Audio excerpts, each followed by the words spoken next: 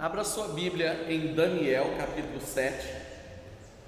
Nós iniciamos o estudo no livro do profeta Daniel no domingo passado e hoje nós vamos concluir o capítulo 7. Nós caminhamos até o versículo 22. Hoje, portanto, é a partir do versículo 23 até o 28. Daniel 7, do 23 ao 28. Quem voluntariamente quiser iniciar a leitura, fique à vontade. Então ele disse: o quarto animal será um quarto reino na terra, o qual será diferente de todos os reinos, e devorará toda a terra, e a pisará aos pés, e a fará em pedaços. Os 10 chifres correspondem a 10 reis, que se levantarão naquele mesmo reino, e depois deles se levantará outro, o qual será diferente dos primeiros, e abaterá os 3 reis. Proferirá palavras contra o Altíssimo, magoará os santos do Altíssimo e cuidará em mudar os tempos e a lei. E os santos serão entregues nas mãos por um tempo, 2 tempos e metade do tempo. Mas depois se assentará o tribunal para retirar o domínio, para o destruir e o consumir até o fim. O reino é o domínio e a majestade dos reinos debaixo de todo o céu serão dados ao povo dos santos do Altíssimo. E o seu reino será reino eterno, e todos os domínios servirão e lhe obedecerão. Aqui terminou a sua. Quanto a mim, Daniel, os meus pensamentos muito me perturbaram, e o meu rosto se empalideceu, mas guardei essas coisas no coração. Amém. No domingo passado, quando iniciamos o capítulo 7, nós deixamos bem claro que o capítulo 7 é o primeiro capítulo profético do livro de Daniel. Os 6 primeiros capítulos são históricos. Ele está narrando acontecimentos do tempo do exílio babilônico e de como Deus poderosamente, muito obrigado, minha irmã, se manifestou naqueles dias. A partir do capítulo 7, então, ele está narrando as visões que o Senhor lhe dá e a interpretação dessas visões, ou seja, coisas que ainda hão de acontecer. No capítulo 7, Daniel vê 4 animais, e esses 4 animais, eles são bem distintos. O primeiro animal é um leão com asas de águias, E nós falamos aí sobre o significado deste leão com asas de águia. O leão é o animal que domina na selva, é o rei da selva. A águia é a rainha dos voláteis, ou seja, ela domina nos céus. E então essa junção de domínio absoluto representava o Império Babilônico, que dominava absoluto sobre a terra. O segundo animal é um urso, e esse animal tem entre os dentes 3 costelas. O urso, ele é lento na sua corrida, mas ele é feroz na sua captura. E esse urso representa o Império Medo-Persa, que conquistou 3 grandes reinos, representados pelas 3 costelas que estão entre os seus dentes. Eles conquistaram a Babilônia, o Egito e a Lídia. Logo depois, o Império Medo-Persa. Notem bem, Daniel, ele é cativo, embora com cargo de alta responsabilidade, mas ele é um hebreu na Babilônia. E ele está vendo o que está acontecendo e o que há de acontecer. Ele está tendo uma visão completa. Deus está dando a ele um desfecho completo de tudo aquilo que ele começou a viver desde os 14 anos de idade. Então ele viu o império babilônico, o leão com asas de águias, ele viu o poder, o domínio e a autoridade daquele império. Daniel viu o império medo-persa se levantar depois de ter subjugado o Egito, a Babilônia e a Lídia, mas ele ainda não viu o que virá, e o Senhor o mostra aqui. O terceiro animal é um leopardo com 4 cabeças.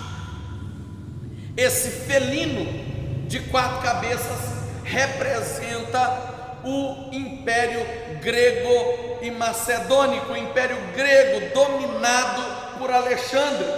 Por que 4 cabeças? Porque após a morte de Alexandre, o seu reino é dividido em 4 reinos, que são dominados pelos governadores, pelos comandantes, pelos generais que estão debaixo do domínio de Alexandre o Grande. Como ele não deixou um sucessor, os seus 4 maiores homens assumiram então o domínio de todo o império grego, dividindo esse império em 4 grandes impérios, sendo o maior deles o império dos Seleucidas. Irmãos, aí vem o 4º animal. E esse 4º animal, nós não falamos dele no domingo passado, nós deixamos ele para um estudo específico sobre ele, e eu quero deixar aqui aberto. Se você tiver qualquer dúvida, faça a sua pergunta, fique à vontade para interagir conosco. Esse 4º animal não é definido. Nós temos um leão com asas de águias, nós temos um urso com 3 costelas nos dentes, e nós temos um leopardo com 4 cabeças. Mas tem um outro animal que é chamado de animal horrendo, grande, mas ele não tem uma definição. Que tipo de animal horrendo é esse? Que tipo de monstro é esse? E diz que esse monstro se levanta e ele tem 10 chifres. E o interessante é que se levanta o menor chifre. No meio daqueles 10 chifres que estão sobre a cabeça, o menorzinho se levanta, e quando ele se levanta, ele derruba 3, e ele domina sobre todos os outros. Ele traz desolação, ele traz assolação, ele traz tormentos. Se você observar o texto de Daniel capítulo 7, ele tem um paralelo com Apocalipse capítulo 13, e ali vai falar deste pequeno chifre como o anticristo, que se levanta proferindo blasfêmias contra o santo, contra o céu, contra Deus. E o interessante é que ele é seguido por uma multidão que lhe obedece à voz, que concorda com as suas blasfêmias. Há uma divisão de interpretações aí. Você vai perceber que as profecias de Daniel são muito simbólicas, e por isso o livro de Daniel ele é interpretado num paralelismo com o Apocalipse, que também é um livro de símbolos. Então, onde há símbolos, nós não chegaremos a um acordo, a um consenso de o que exatamente significa esses símbolos. Então note bem, algumas pessoas vão dizer que o anticristo, esse que se levanta a partir do Império Romano, porque é o Império Romano que representa esse 4º animal. O domínio grego foi subjugado por Roma, e o interessante é que diz que quando esse 4º animal se levanta, ele esmaga toda a terra. O que quer dizer isso? Quer dizer que não há nenhum reino, nenhuma nação, nenhuma extremidade da terra que não seja alcançada pelo domínio desse animal. E de fato,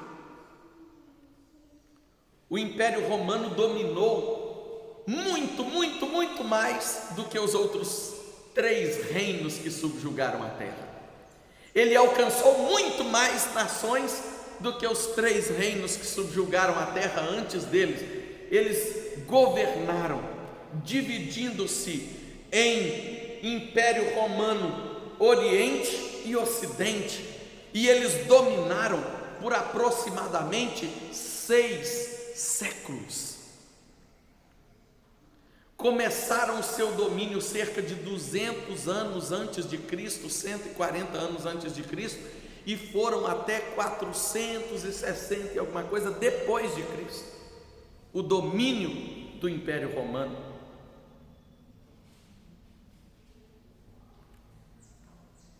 E aí esse quarto animal, quando ele é derrubado, o pequeno chifre se sobrepõe a tudo, e esse pequeno chifre é chamado de o anticristo, o homem da iniquidade ou da desolação. E eu quero, antes de tudo, esclarecer que o termo anticristo, como alguns às vezes interpretam, não é aquele que vem antes de Cristo, é aquele que se opõe a Cristo. Anticristo significa contrário a Cristo ou opositor de Cristo, mesmo porque Cristo já se levantou sobre nós, Ele já governa sobre o seu povo. É interessante que dizem, alguns escritores, que Ele já, porém ainda não. É interessante essa expressão, porque Ele já reina sobre todas as nações, mas Ele ainda não é rei absoluto das nações. Então haverá um tempo em que o Senhor Jesus reinará absoluto. Ele ainda não reina absolutamente, mas Ele já é rei sobre o seu povo. Então este homem da iniquidade não pode se levantar antes de Cristo, uma vez que Cristo já se levantou. Ele venceu a morte. A palavra de Deus diz que Ele tomou nas suas mãos a chave da morte, do inferno.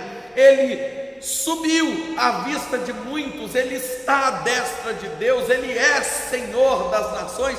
Então não é correta essa interpretação de que anticristo é aquele que vem antes de Cristo. Não, Cristo já veio, Ele já é Senhor sobre nós e voltará para reinar absoluto sobre nós. Mas Ele, então, se não é aquele que veio antes de Cristo, é aquele que se opõe a Cristo. O que é esses 10 chifres? Alguns interpretam que são 10 nações que vão se unir para dominar a terra, e que uma nação, a menor, o menor país, o menor governo, vai se levantar derrubando 3 e se tornando maior do que os 10. Outros entendem que não, isso não é uma nação. Alguns dizem que essa nação, inclusive, que começou sendo a menorzinha e que vai tomar o mundo, é a China. Outros entendem que é os Estados Unidos. E aí vai várias interpretações disso, daquilo outro, quanto a nação. Mas tem alguns que entendem que não é uma nação, mas é um homem. Por quê? Porque o Apocalipse diz que o número da besta é número de homem. Então entende, não, isso é um homem, é uma referência humana de alguém que se levantará na união de todos os povos, e não apenas de 10 nações, mas na união de todos os povos. E nós estamos vivendo isso através da chamada globalização, Todos os povos estão, querendo ou não, se entrelaçando cada vez mais para se tornar um só povo. Hoje não se pode ter um coronavírus lá na China que o Brasil entra em crise, o menor país, o mais pobre do mundo, está preocupado com uma crise que se instaurou lá no meio dos orientais. Por quê? Porque o mundo está interligado pelas vias aéreas. Hoje pela manhã eu estava lendo as reportagens dessa manhã de domingo, e o interessante é que diz o seguinte: entram cerca de 43 mil viajantes nos aeroportos internacionais do Brasil por dia. Desses 43 mil viajantes que desembarcam no Brasil todos os dias, cerca de 30 mil são brasileiros que estavam fora por algum motivo, e os outros 13 mil são estrangeiros que todos os dias pisam o solo da nossa pátria. O mundo está conectado. O mundo está nos ares, viajando de avião para lá e para cá. Então, essa globalização, essa junção das nações, ela já está sendo vivida de uma maneira prática. Governamentalmente dizendo, ainda não. Há muitas divisões governamentais, há muita cabeça pensante e há muita discórdia. Mas pode haver uma unificação de governo mundial? Pode acontecer, eu não estou descartando que aconteça. Pode ser essa a interpretação? Sim. Pode ser que por alguma razão, por algum motivo, por algum consenso coletivo, os governos do mundo se unam. Mas eu quero deixar bem claro para você que o foco da nossa meditação não é definir nessa manhã se o anticristo é um governo, um país ou uma pessoa. Mas o nosso foco é entender como funciona o governo do anticristo e o governo de Cristo, porque são essas duas questões que estão erguidas desde o versículo 23 até o versículo 28.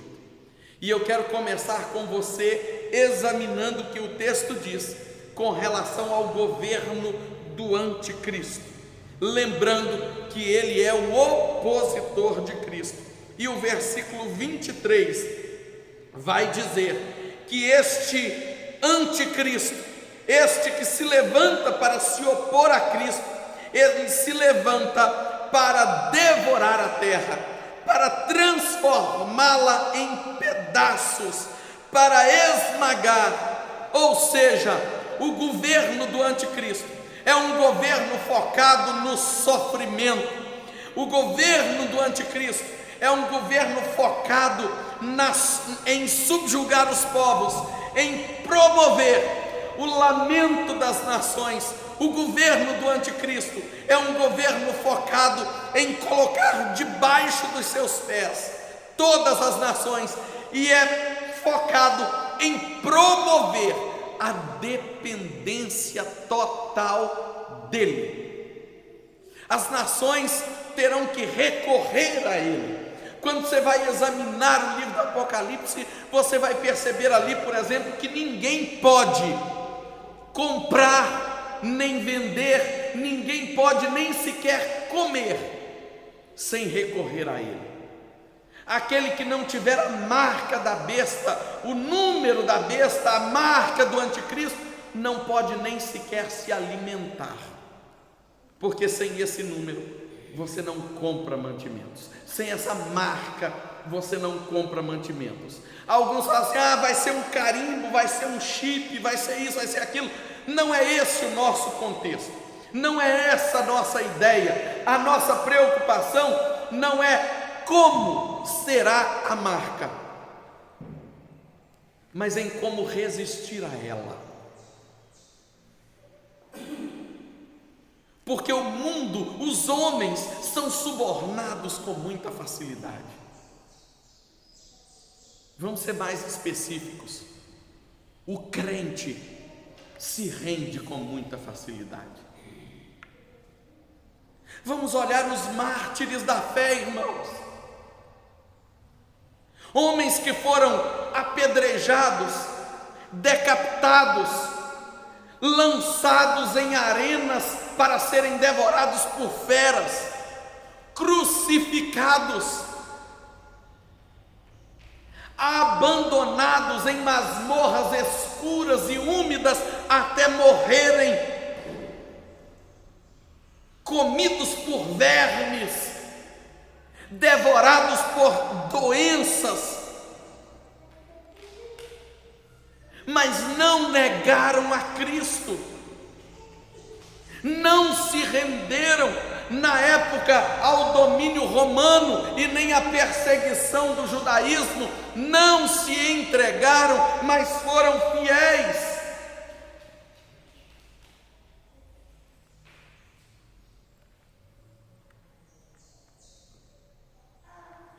Um século e meio depois, um século e meio não, um milênio e meio, quase, depois de Cristo, se levanta outro mártir, chamado Martinho Lutero. Foi perseguido, a sua vida foi revirada, teve que viver em lugares escuros como um fugitivo até a morte, morreu como fruto da perseguição, mas não negou a sua fé. Você está pronto para passar por esse tempo em que o sofrimento e a calamidade se levantarão sobre a terra, não importa se colocada sobre nós, se imposta a nós por um reino ou por uma pessoa, por um ditador, não importa de onde venha tal calamidade, ela virá e a igreja enfrentará esse sofrimento, porque não somos dispensacionalistas, não acreditamos num arrebatamento antes do sofrimento, mas acreditamos que o Senhor estará com a igreja no meio da tribulação, e quando ela se tornar insuportável, então o Senhor intervirá, retirando do meio desta terra a igreja, os remanescentes. Mas é preciso chegar ao limite do suportável, é preciso chegar ao extremo do sofrimento, é preciso que a igreja enfrente a calamidade, é preciso que a igreja persevere no meio da calamidade, é preciso que a igreja não ceda ao anticristo, é preciso que a igreja não aceite a marca da besta, é preciso que a igreja não aceite o suborno e as propostas, é preciso que a igreja sobressaia e seja o remanescente de Deus no meio de um sofrimento horrendo. E eu pergunto: você está pronto para ser o remanescente de Deus quando o sofrimento se multiplicar?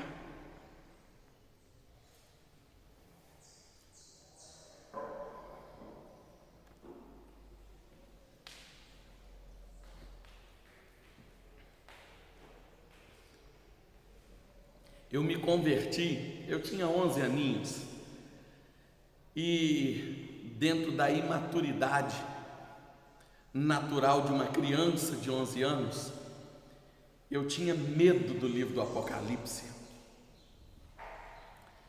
E quando eu ouvia falar sobre a marca da besta, a vinda do anticristo,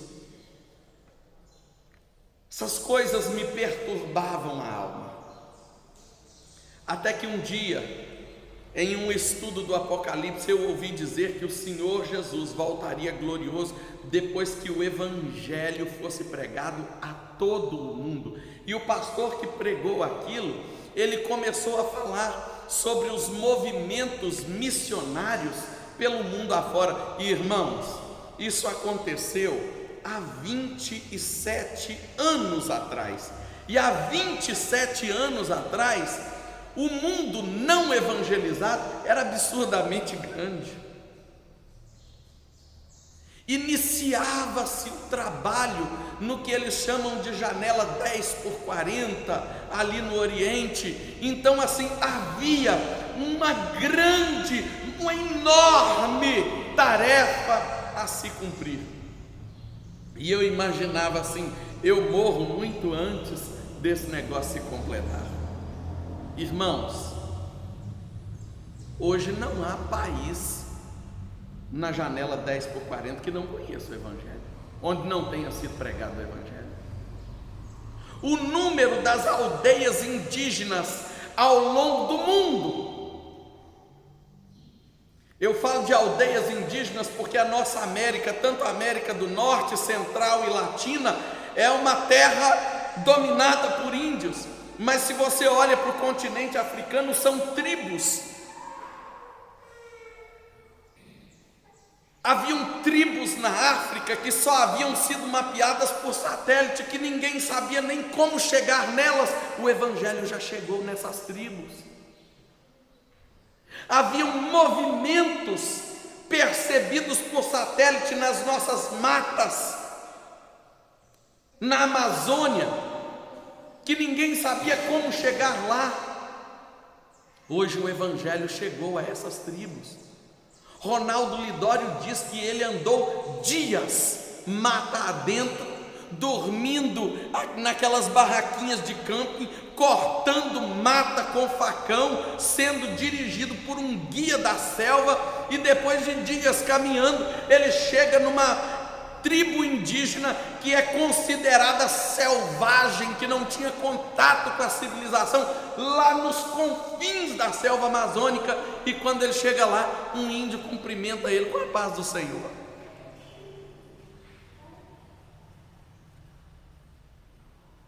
Você sabe o que isso significa para nós? O retorno do Salvador está muito mais próximo do que imaginamos. Mas não é só isso. Significa que o tempo de intenso sofrimento também está chegando. O tempo em que a igreja será provada no fogo.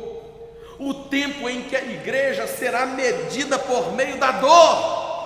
O tempo em que a igreja será peneirada no meio do sangue das lágrimas. Esse tempo está voando ao nosso encontro, e eu pergunto: você está pronto para viver esse tempo?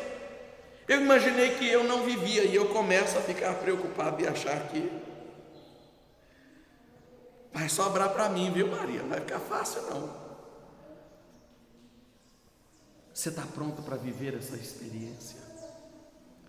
Porque o governo do anticristo é marcado pelo sofrimento, é marcado pelo sangue, é marcado pelo grito de horror, é marcado pela dependência total e absoluta dos homens a este anticristo.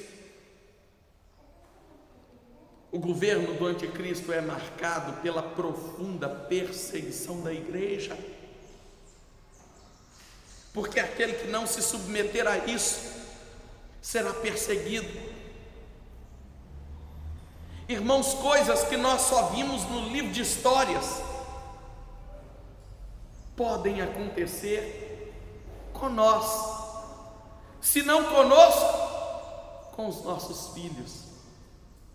E é aí que mora uma grande preocupação. Porque os nossos filhos estão absurdamente conectados. Os seus estão? Que os meus estão. E eu falo isso com tristeza. A gente é vencido pelas tendências, né? Infelizmente. Não sei se isso é um fracasso nosso como pais.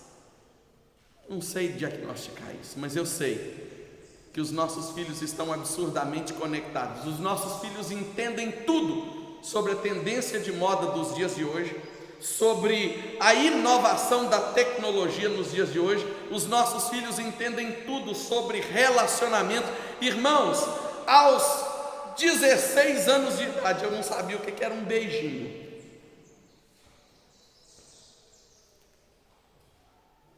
O meu menino de 7 anos conhece as gírias de namoro.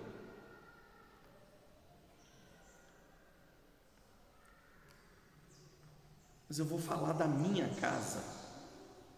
Da minha casa. Estou aqui no culto.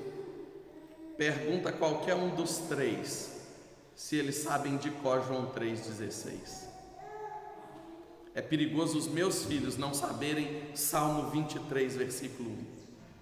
E não é porque eu não ensino não, irmãos, é porque a mente e o coração deles está inclinado para a tendência desses dias. E eu pergunto a você: eu posso ser promovido à igreja triunfante antes que venha toda essa tribulação, mas é inevitável que elas respinguem neles. Eles estão prontos para isso? Quer saber se eu aviso a eles sobre isso? Pergunta aos 3 que estão ali atrás. Pergunta se eles são advertidos sobre vida espiritual, sobre o retorno do Senhor, sobre a perseguição da igreja. Irmãos, nós precisamos orar por essa nova geração, porque eles estão com uma surdez opcional, seletiva, esse é o nome. Eles têm uma audição seletiva, eles escolhem o que querem ouvir. E infelizmente, a voz do pai, a voz do pastor, a voz da igreja, a voz de Deus, a voz da palavra, os nossos filhos não ouvem.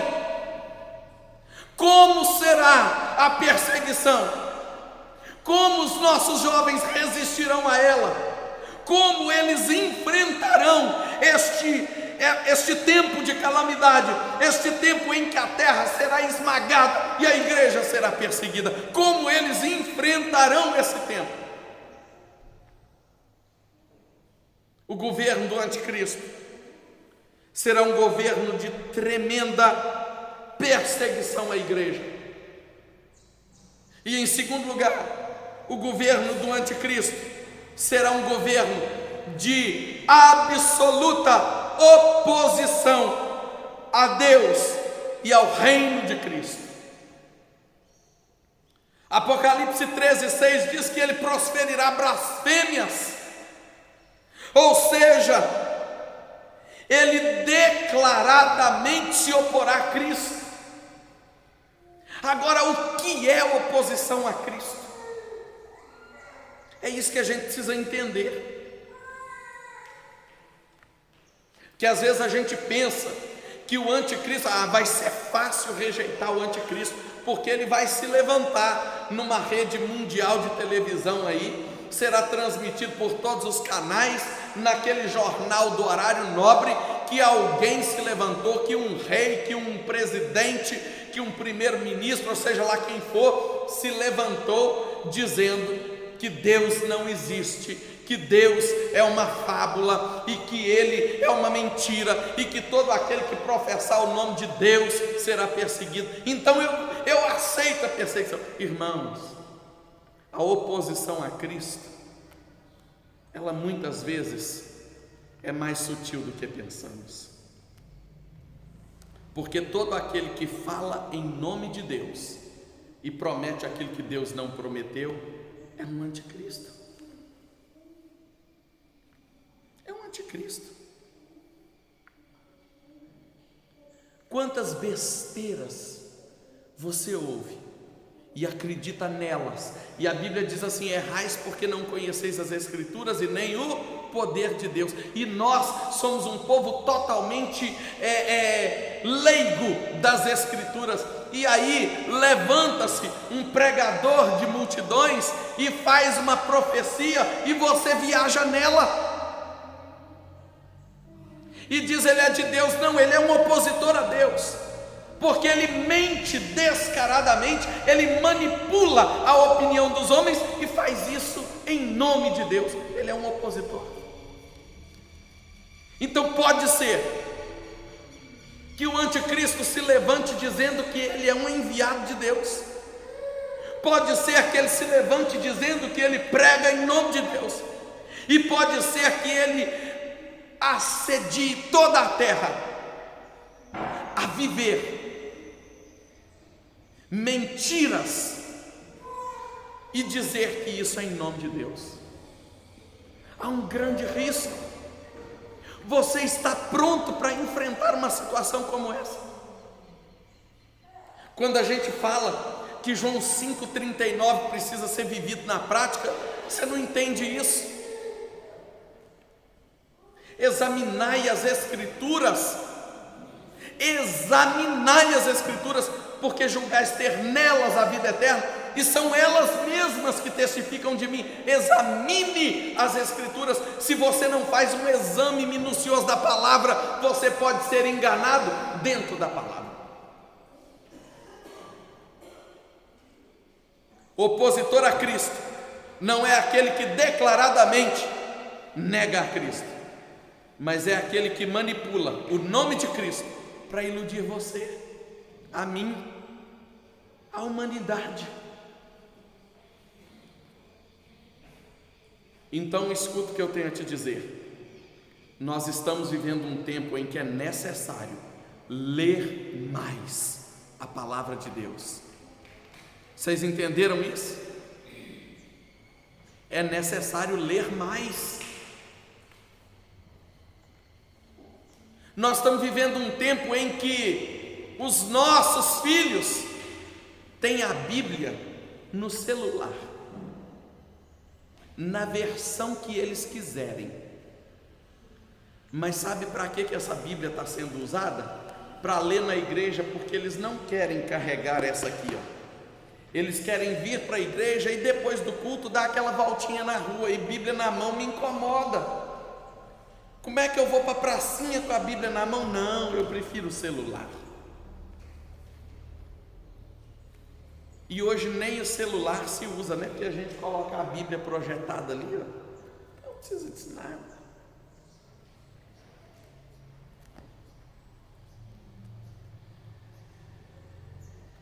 Vivemos um tempo em que precisa ler mais a Bíblia, buscar ter mais conhecimento das Escrituras.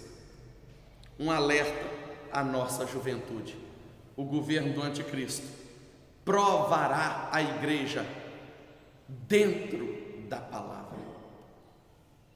Irmãos, onde Jesus foi tentado após jejuar?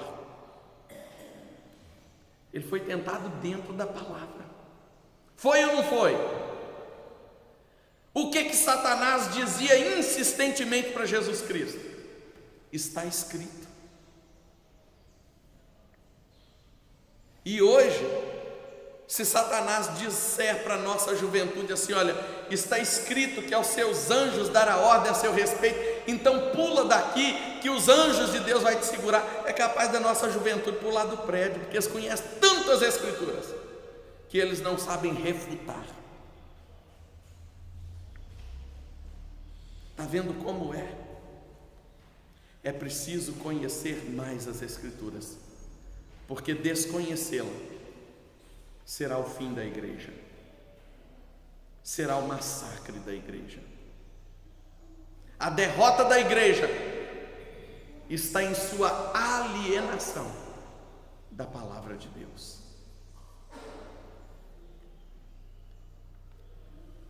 Toda semana eu pergunto para as minhas filhas, as que já são alfabetizadas: você já leu a Bíblia? Você já orou? E a resposta é um silêncio. Como é que é na sua casa? A derrota da igreja está na sua alienação. O governo do anticristo será marcado pelo profundo sofrimento e pela absoluta oposição a Cristo. E eu quero então arrematar falando do governo de Cristo. O que o texto descreve sobre o governo de Cristo?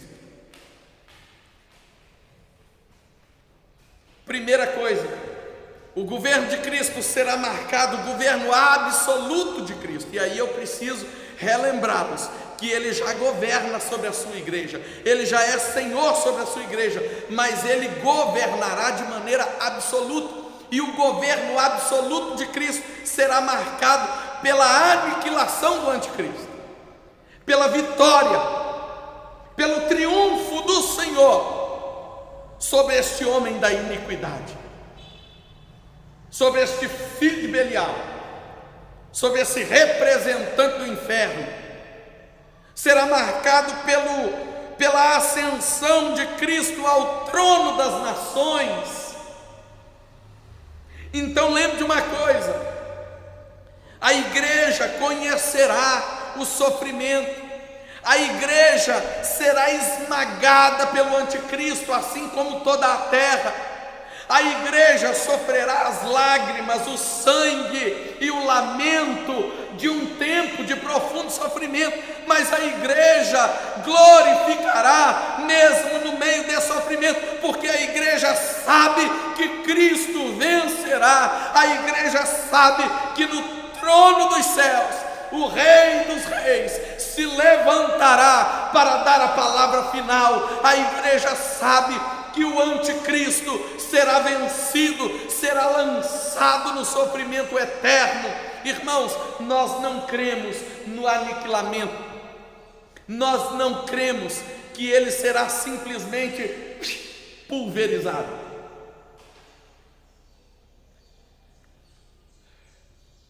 Algumas denominações pensam assim, nós não pensamos.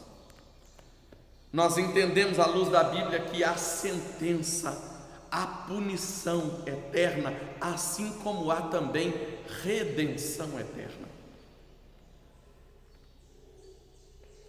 Em miúdos, o porrete que dá na cabeça do Chico dá também na cabeça do Francisco.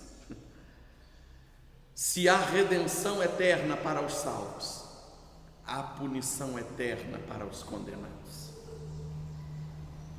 Essa punição não é apenas para os desobedientes à lei de Deus, para homens rebeldes, mas a palavra de Deus descreve o inferno, mas não como um lugar onde o trono de Satanás está. Quando você lê, por exemplo, o Apocalipse no capítulo 2, ali na descrição da igreja de Pérgamo, eu acho interessantíssima aquela citação ali onde diz onde a palavra do Senhor Jesus para a igreja de Pérgamo é: eu conheço o lugar em que habitas, onde está o trono de Satanás. Porque aquilo nos dá um entendimento de que o trono de Satanás não está no inferno, está na terra. Ele não subjuga um caldeirão, ele não domina sobre diabinhos, ele subjuga os homens, ele oprime os homens, ele persegue os homens. O seu domínio está na terra. O inferno é lugar de punição, é a prisão de Satanás. O inferno é a condenação eterna do maligno. E a palavra de Deus descreve o inferno como a condenação de Satanás, dos seus anjos e daqueles que viraram as costas, que permaneceram infiéis. Logo, não só Satanás e seus anjos, mas todo aquele que não suportar a perseguição desses dias, todo aquele que não suportar as tentações. A igreja, irmãos, já está sendo esmagada, vamos ser sinceros, né? Ainda que não tenha se levantado definitivamente esse anticristo, a igreja já está sendo esmagada. A igreja de 30 anos atrás, e você olha para 30 anos atrás achando que é muito tempo, né? Não, 30 anos foi ontem. A igreja de 30 anos atrás era uma igreja onde as moças vinham virgens para o púlpito, para o altar, vestidas de branco, se casar. E quando um namoro extrapolava, que acontecia o sexo fora do casamento, aquilo era um motivo de susto no meio da igreja, era um escândalo tamanho que as mulheres da igreja ficavam até com vergonha de conversar com a moça que transou antes do casamento. Era ou não era, gente? As mulheres, as moças daquele tempo ficavam, né, mesmo se fosse a melhor amiga. E agora, como é que eu vou conversar com a fulana aí? Ela não é mais virgem. Irmãos, hoje, quando a gente conta que uma filha engravidou, o que a gente ouve na igreja é: não fica agarrado nisso não, moço. Supera isso. Ela não é a primeira, nem vai ser a última. Isso está cada dia mais comum entre nós. Sabe o que a igreja está dizendo? Conforme-se. Irmãos, eu ouvi isso assim, acelerado dos crentes. Conforme-se, conforme-se. Irmãos, a igreja está sendo massacrada, esmagada pelo conformismo. Aceita que os jovens não casam virgens mais. Aceita que o mundo está mais dentro da igreja do que a igreja contagiando o mundo. Aceita, irmãos, não vos conformeis com esse século, transformai-vos pela renovação da vossa mente. É só assim que a igreja vai experimentar a boa, perfeita e agradável vontade de Deus.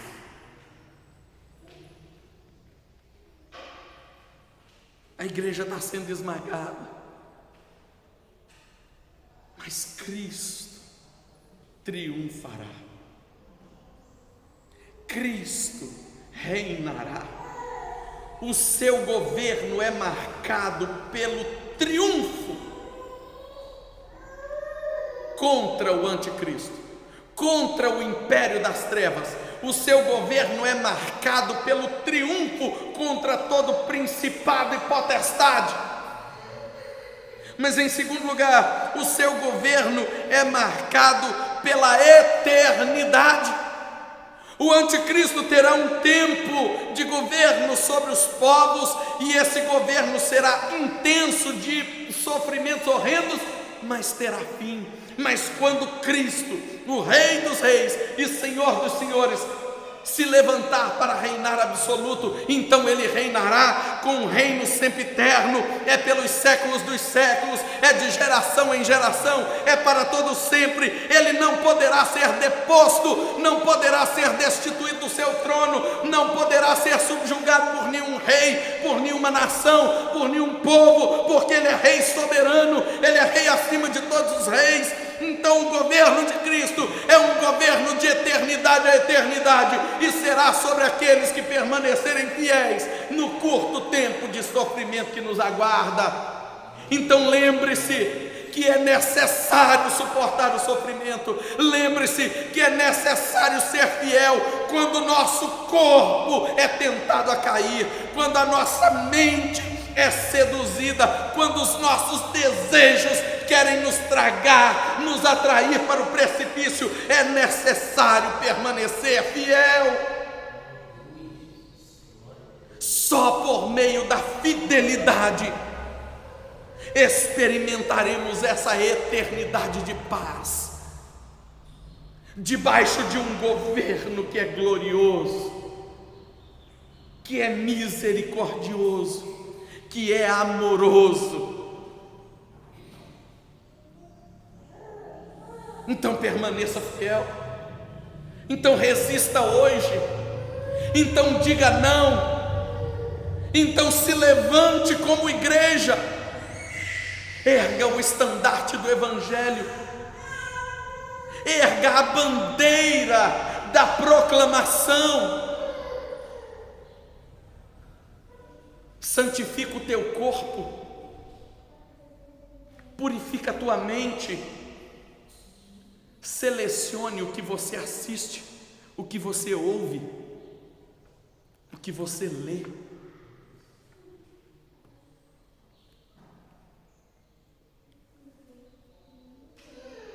Os nossos filhos na fase escolar, é função da escola incentivar a leitura. Então eles tinham lá o cartãozinho da biblioteca para trazer livro para casa. E eu percebi que o que as minhas filhas traziam eram romances.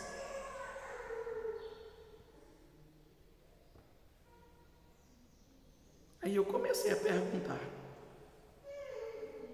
Eu tenho uma biblioteca aqui, queridos. O dia que eu falei com elas, aqui, eu acho que vocês têm que ler, precisam ler. Vai lá na minha biblioteca. Ali não tem romance. Alimente a sua mente com as coisas do céu. se você alimentar a sua mente com as coisas do céu, você saberá viver das coisas do céu, você viverá da expectativa do céu. Mas quanto mais nos alimentarmos das coisas dessa terra, dos filmes, dos seriados, dos livros, quanto mais nos alimentarmos, quanto mais nos alienarmos da palavra, mais carnais nos tornaremos, mais infiéis seremos. Eu não sou radical, não. Tem denominação que diz, olha, é proibido ter televisão em casa. Não, eu não acho que seja proibido, não. Gosto tanto de televisão que ao invés de colocar uma no meu quarto, eu comprei logo um data show. Fiz uma tela de 100 polegadas na minha parede e amo assistir alguns seriados. Eu tenho meus momentos lá de distração, estou lá assistindo um seriado, aquelas sequências, mas eu assisto tudo que a televisão me oferece. Esse é o nosso problema. Nós não sabemos filtrar.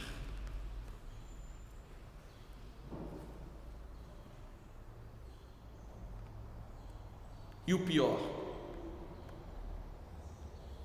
veja só, o meu menino tem 7 aninhos. Viveu do nascimento até os 6 anos de idade no Espírito Santo. Poderia ter o sotaque capixaba, né? Dentro de casa, pai, mãe e irmãos mineiros. Aí poderia dizer, não, ele tem o sotaque mineiro, porque a influência da família foi mais forte do que a influência da comunidade. Mas ele não tem nem o mineiro, nem o capixaba. Ele puxa o R paulista, porque ele está sendo influenciado pelos youtubers.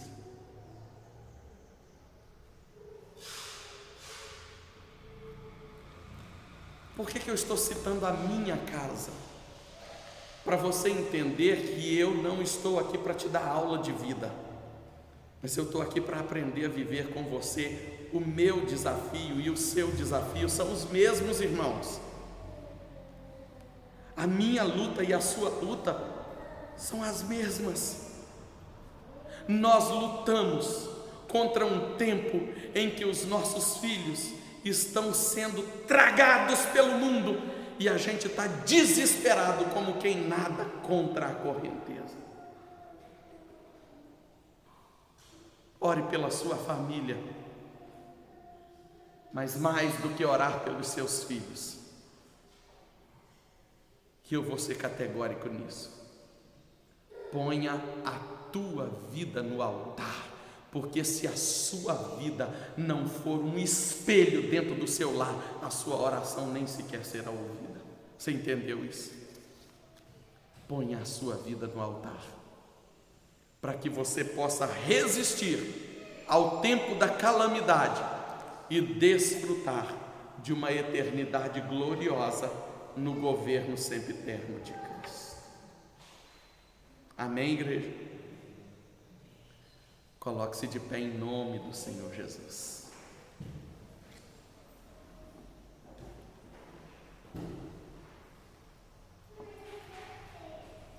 Querido Deus,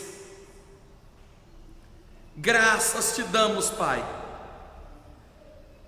por esta manhã de domingo e por mais essa oportunidade de compartilharmos deste alimento espiritual que nos foi concedido pelo Senhor.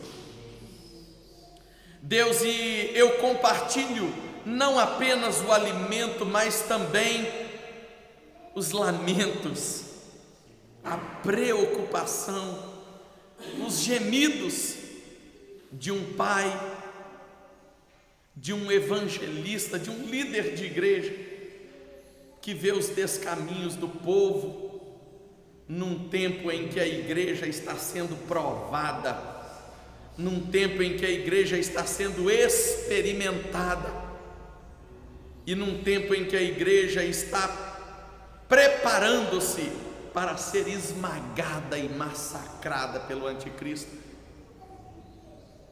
Eu compartilho o pavor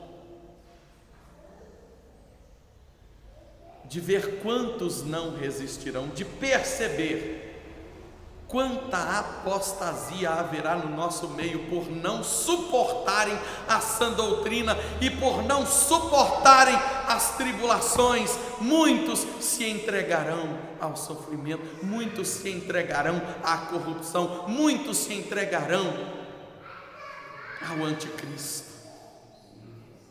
Tem misericórdia de nós, Senhor. Prepara-nos como igreja, Deus. Ensina-nos como pais e líderes a ensinar melhor. Em nome de Cristo Jesus. Amém, Senhor. Deus os abençoe. Felicito as nossas mulheres. Hoje, 8 de março, é o Dia Internacional da Mulher. Nós deixaremos a homenagem para a noite, onde, creio em Deus, até mesmo quem está fazendo a prova do concurso estará presente aqui. Então deixamos a homenagem para a noite. Deus abençoe a todos, em nome de Jesus.